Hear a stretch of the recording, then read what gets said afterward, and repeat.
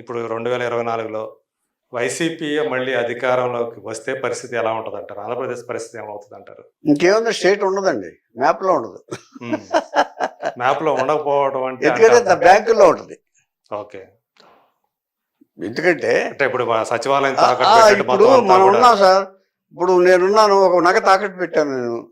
ఆ ఇన్ టైంలో తీసుకెళ్ళిపో, వడ్డీ ఏమో అసలు కంటే మించిపోయింది అనుకోండి సపోజ్, నా నగ ఏమైపోతుంది? సో మా ఇల్లు తాకట్టు పెట్టాను, జప్తు చేసేసుకుంటారు. జప్తు చేసేసుకుంటారు. ఆ పరిస్థితి స్టేట్ ని మొత్తం జప్తు వెళ్ళిపోద్ది. అంతకంటే దారుణం ఏంటంటే, ఇప్పుడు ఈ ఇళ్ల రిజిస్ట్రేషన్స్ ఉన్నాయి చూసారా? ఇళ్ల రిజిస్ట్రేషన్స్ చేసుకున్న తర్వాత ఒరిజినల్ మీకు ఎవరండి? మీరు కొనుక్కున్నారు నా దగ్గర స్థలం, మీకు ఒరిజినల్ ఎవరు? జెరాక్స్ మాత్రం ఇస్తారు మీదని చెప్పడానికి. అది వాళ్ళ దగ్గర ఉంటుంది. అవి కూడా తాకట్టుకి వెళ్ళిపోతాయి. ఓకే. ఇప్పుడు ఇది ఏంటి? అంటే అలాంటి జరుగుతున్నాయి అంటున్నారా, లేకపోతే జరిగినాయి ఆల్రెడీ? ఇతను ఇతను ఎవరో చేశాడు కదా, తీసుకెళ్ళి ప్రూవ్ చేశాడు కదా బ్యాంకులో ఆడాలని తీసుకెళ్ళి వాళ్ళ అప్పులు, వాళ్ళ పేరు మీద అప్పులు తీసుకుంటే ప్రూవ్ చేశాడు ఒక ఆయన. జరిగినాయి కూడా. అదే రూలు. అంటే మీకు తెలిసినంత వరకు చంద్రబాబు నాయుడు గారి యొక్క నాయకత్వ లక్షణాలు కానివ్వండి, ఆయన అడ్మినిస్ట్రేటర్గా ఆయన యొక్క క్యాపబిలిటీ కానీ, ఆయన గురించి మీకు ఎప్పుడు తెలిసింది అంటారు? అసలు ఎప్పుడో విజన్ 2020 అని పెట్టాడు చూసారు, 94 దీంట్లో విజన్ 2020 అని. మెడ్రాస్లో మేము ఉన్నప్పుడే, మెడ్రాస్లో ఉన్నప్పుడే కూడా ప్రచారం చేశారు సార్ అప్పుడు చంద్రబాబు నాయుడు గారి గురించి. మెడ్రాస్లో ఉన్నప్పుడే ఒకటి సార్, ఎప్పుడైనా నాయకుడు ఎప్పుడైనా కూడా ఇప్పుడు మంచి ఏదో ఓహో అని మంచి చేయక్కర్లేదు సార్. ప్రజల్ని ప్రశాంతంగా బ్రతకనిస్తే చాలు.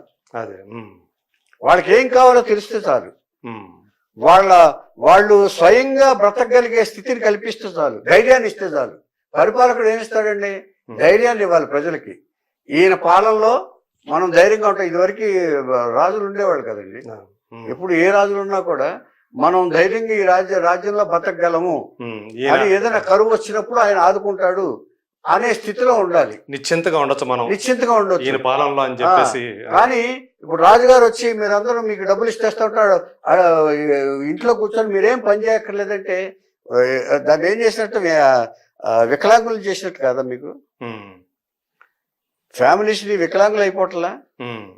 ఇప్పుడు కామెంట్స్ కూడా ఎలా వస్తున్నాయంటే కొన్ని ఆయన డబ్బులు ఇస్తున్నాడు, మాకు హ్యాపీ. ఇంకా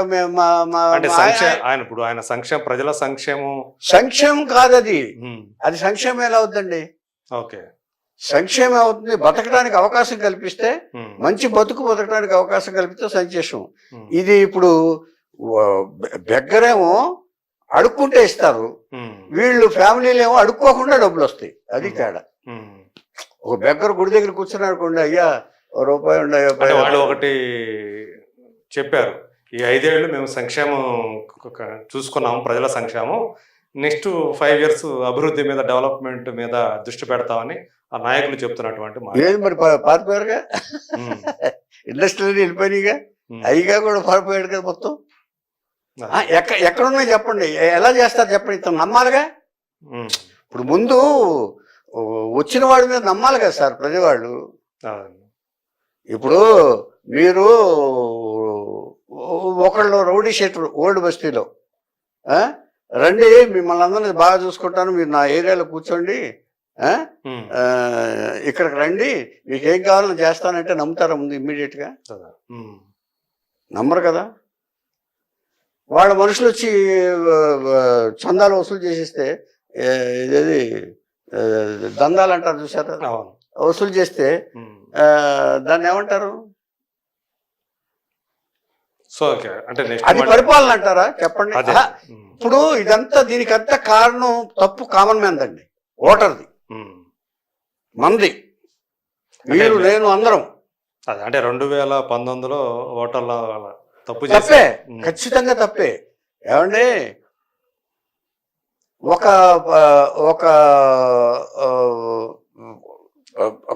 ఆయన కూడా చేశాడు కదా.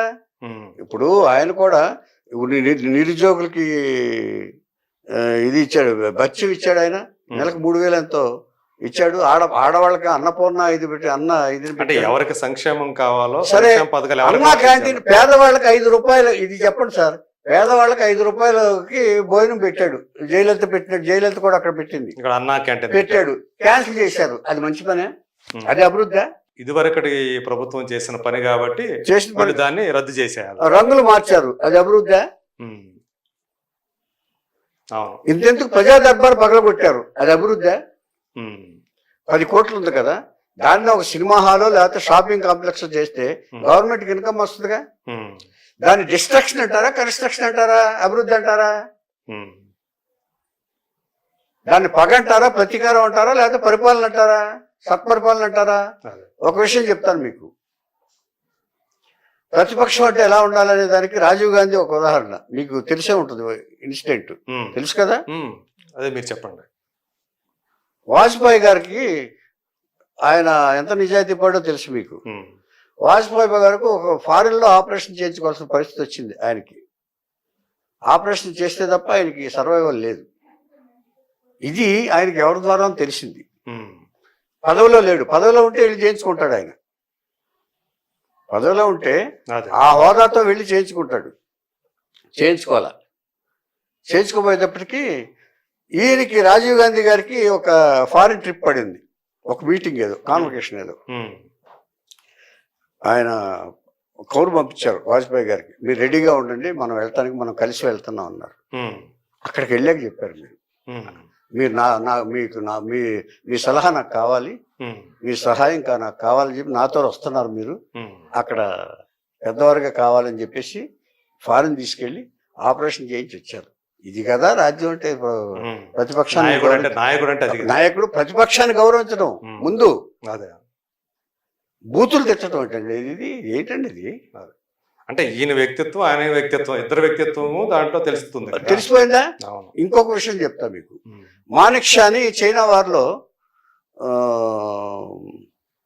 మాణిక్-షా అని మన ఆర్మీ చీఫ్ ఉన్నాడు, తెలుసా మీకు? అవును.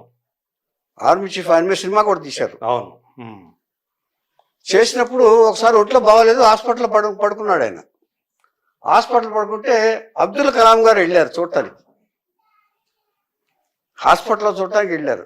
వెళ్ళి చూశాక అంతా పరామర్శ అయిన తర్వాత వెళ్తూ, మాణిక్-షా గారు, can I do anything for you favour? I'm president of India, ఏమన్నా చేయొచ్చా అన్నారు.